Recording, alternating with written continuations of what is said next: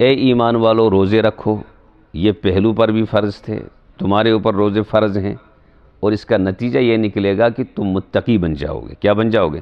وہ کہ اصل اللہ آپ سے مجھ سے تقوی چاہتے ہیں، آپ سے مجھ سے اللہ یہ چاہتے ہیں کہ ہم اللہ سے ڈریں، ہم اللہ سے، لیکن ہم تھوڑا سا غور و فکر کریں، آپ اور ہم رمضان میں بھی اللہ سے نہیں ڈرتے۔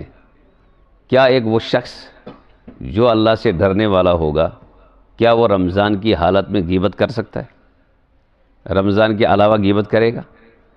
جو اللہ سے ڈرنے والا ہوگا کیا وہ جھوٹ بولے گا؟ جو اللہ سے ڈرنے والا ہوگا کیا حسد کرے گا؟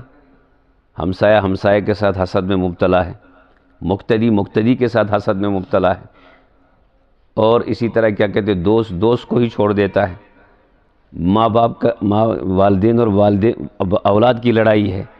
یہ سب اس لیے ہے کہ اللہ کا خوف نہیں ہے، اللہ کا ڈر نہیں ہے۔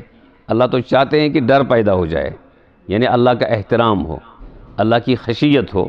جب ہم میں اور آپ میں اللہ کی خشیت آ جائے تو ہمارا ہر عمل اعتدال پہ آ جائے گا، اور جو اللہ چاہتے ہیں